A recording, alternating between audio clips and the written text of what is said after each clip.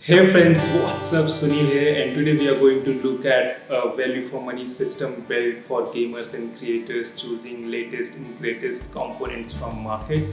And speaking of market, it just hit me that if you're not hit subscribe to this channel, you can consider hitting that red subscribe button here. Now there are some thoughts and logic behind this system build. Firstly, the system which we are creating should remain future proof for next 4 to 5 years. Whenever you are working at present or in future, let's say video editing, graphics designing, photo editing, rendering, whatever you're doing or whatever you're planning to edit, it should perform well. And then when it comes to gaming, whatever titles you're playing now plus whatever title will come up in next, let's say next 4 to 5 years, it should be able to play all those games at 1080p ultra settings without any hang, pushing 100 plus frames average. And the second logic comes, guys, like whenever in future when the time comes to upgrade certain parts, it should be easily done. I mean, the system should be easily upgradable. And speaking of upgrades, I mean, it should also be relevant to future. Whatever you're buying right now should be able to support the technology which will come in next 5 years. So you don't have to, go again in market and spend a whole lot to buy everything again. So that's a very important factor in this build. And at the last, guys, price, and I didn't limit myself to any limited budget before going for configuration, because we wanted to build a system which should stay relevant for next 4-5 years, should be future proof and yet cost reasonable, and should strictly be value for money proposition. So now that the logic behind our PC build is clear, let's look at the configurations. And at first comes, guys, CPU, and for that I have chosen AMD's latest 3000 series Ryzen 7 3700X CPU. It's a very capable 8-core 16-thread CPU, and it's really capable, as we have seen in my last video. And just in case if you have not seen my last video which explains all the latest Ryzen 3000 series CPUs and compared them with Intel CPUs, you can check the link showing here at the corner. Click on that link and you can see the video. So our CPU is great, guys. It's great at single thread performance. It's easily comparable with Intel's i7-8700K and i7-9700K. And when it comes for multi-threaded, it's one hell of beast. I mean, it's in a different league and leaves Intel i7 processors a long way behind. And because of this, it's great for gaming as well as for creative works.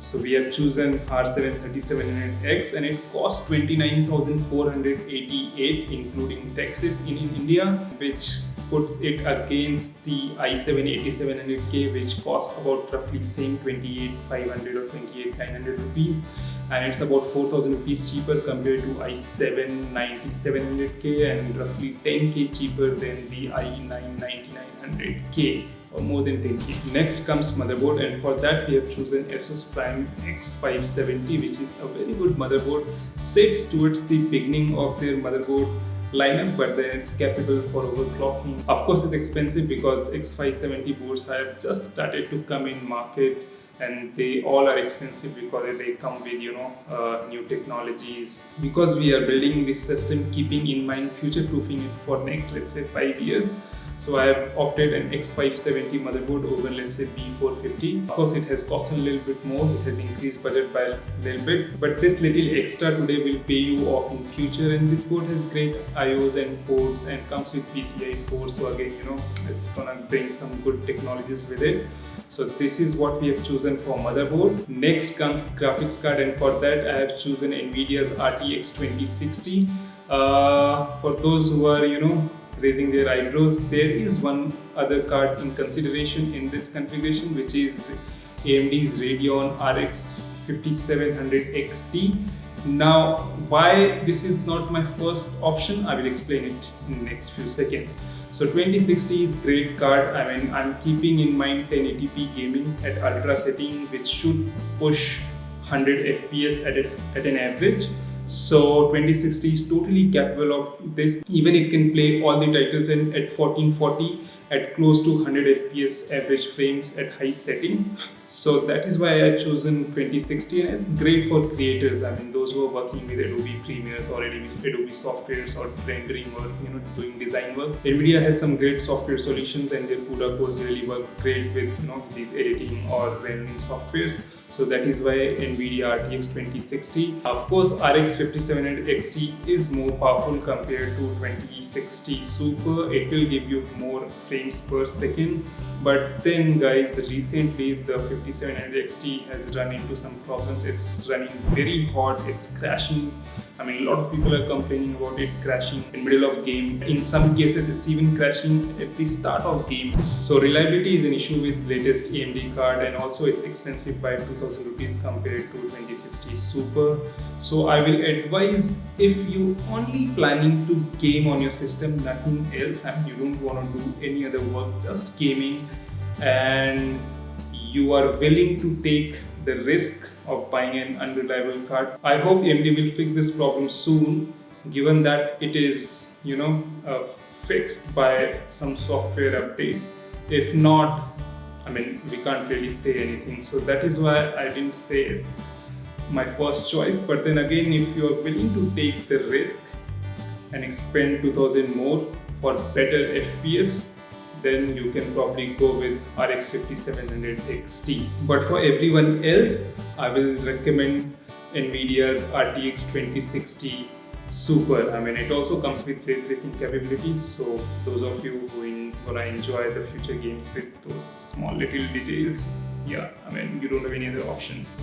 So for graphics card, Nvidia's RTX 2060 Super. Next comes guys RAM, and when we are building a system with AMD processor, RAM suddenly become more significant, more important, because AMD gets really benefited by high frequency RAMs. So here we have chosen XPG GameX D30 8GB into 2, so basically 16GB RAM at 3200 MHz speed, and since Ryzen 3000 series supports 3200 as native, I mean, this RAM gonna perform great. Of course, AMD is saying 3600 MHz are sweet spot, but then to keep the cost reasonable, I have opted for 3200 MHz. If you can, stretch your budget, you can probably choose a 3600 MHz. But again, the performance gap is not that big, which justifies the price difference between these two frequencies of RAM. So this is a RAM choice, guys. And next comes storage, and for that we have chosen 500GB M.2 NVMe Crucial P1 SSD and 1TB Seagate Barracuda hard drive. So basically your SSD will be your primary drive, which will have systems, all your softwares and games for fast boots and uploads. And then the 1TB is basically a storage for all your backups and photos and music and movies and everything. Next comes power supply, guys, and for that we have chosen Corsair's VS550 SMPS. It's a 550 watt 80 plus SMPS. Again, it's a future proof because it will easily handle our present configuration, but in future also, when you plan to install let's say a bigger, more powerful graphics card or some more faster storages, it will easily handle them all. And at the end, guys, for cabinet I have chosen Corsair Spec 1. Now, it's not a very fancy cabinet, I mean, which we normally see at other YouTube videos and in build images. It's a very practical, good, basic cabinet. It has a great airflow, comes with 5 fan slots, I mean 2 in front, 2 at top, 1 at back. So it's enough for airflows, and it will keep your systems inside cool, and it costs very reasonable at 2700 rupees, and it also comes with side toughened glass, so you can show off your interiors. Plus it has some RGB lighting at the front, so it's not that boring also. So this is the configuration for our system build, guys, and if we look at the total cost for the build, and if you're going with the GTX 2060 Super, it will cost 1,03,000 rupees in India, including taxes and everything, which is roughly $1,470 USD. And in case someone is going with AMD's RX 5700 XT graphics card, the build will cost 1,05,000 rupees or roughly 1,500 USD. So it's very reasonable. I will not say it's cheap, but it's very reasonable build in 2019, and it will last you next 4 to 5 years easily. And whenever time comes for upgrade, whenever you will feel that now it's time to upgrade, and most of the cases it's either a graphics card or storage, you don't have to change a whole lot of things. You have to just buy the graphics card or storage, because your motherboard will support everything down the line for next 5 to 6 years. So no worries here. So this is a build, guys. So what you feel about this build, go ahead and write in comment section. If you have any doubt or clarification, you can also ask your questions in comment section. I will reply them as soon as possible. And if you like this video, don't forget to hit that like button, share it with your friends and family who might get benefited by this video. And at the end, if you are not yet subscribed, go ahead, click on the red subscribe button. Guys, get subscribed. Let's share some love. I'll see you soon. Till then, take care. Ciao.